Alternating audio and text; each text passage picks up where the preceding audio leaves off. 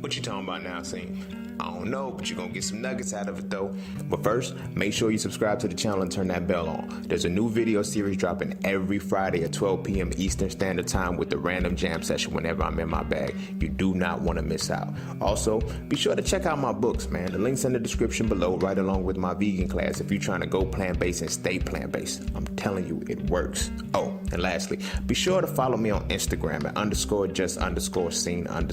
The nuggets I don't put over here, I put over there, so you can always get me when you need me. But you ain't really coming for all of that. Peace, love, knowledge, and freedom. I'm out. Each one of these levels of understanding these chakras and shit, they have to transition you to that next point. Because you have to overcome the fear to challenge it. You feel what I'm saying? So my process went like this. The fear was there. The fear was there. It's like, yo, how the fuck can I absolve myself from this without having to feel a certain type of way? So I used certain examples previously. You can go back and review them and see what I was talking about, which examples I used. But when you understand the fear of this being, right? It's like, yo, in order to fear something, in order to stop fearing, you have to understand it, right? So they teach you, okay, don't question the deity or whatnot, right? So for me, my absolution was when I read the information and it said test everything and show yourself approved. That was my green light. Sometimes you got to use the shit to help you get out of the shit. I'm just saying, I'm not telling you to get out of it. That's not what I'm saying. I'm telling you to understand your shit and make a conscious choice when you know it. Don't just believe in nothing. Know that shit and then accept it or deny it. That's it. Stop believing and know what the fuck that you're involved in and either accept it or deny it. You feel what I'm saying? So my perspective was this. I'm going to go from the root chakra, right? The fear was, I can't question it, therefore I can't understand it.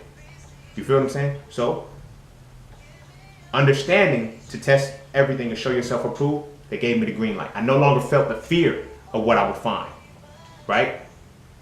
So, that also helped me with the guilt. Because it's like, oh shit, I'm finding this information and now I feel guilty for it. What do I do? Oh shit, like no, it's like nah. Test everything and show yourself approved. Are you approved? I feel approved. I'm validated. You good. That was my absolution right there. You feel what I'm saying? So from there, then the next thing was, you know, the guilt. What things made me guilty? Okay, bam, they're forcing sex and everything. That was one of the biggest things. It's like, yo, sex is a creative act. It's a creative force. But how do you absolve yourself of that? Well, we feel guilty for having sex out of wedlock, right? So when you study this information, what consummated a marriage other than sex? Sex is what validated the marriage. So how can you have premarital sex? Like, really consider that. You got to think about it. How can you have sex before sex? Because the moment you engage in the act, you're having it. So there's no such thing as premarital sex, or there's you know, out of wedlock, because the actual penetration of a penis and a vagina is what creates the marriage, not the exchange. That's the wedding. You feel what I'm saying? The wedding is when you make that connection. So they say, well, out of wedlock. Okay, out of wedlock means that you have had sex without being bound to somebody. You feel what I'm saying? So they make it seem like that's wrong. No, that just means that you guys have not made the exchange for personal property. Yes, it's property. It's an exchange. A daughter is given away to another man for an exchange of something.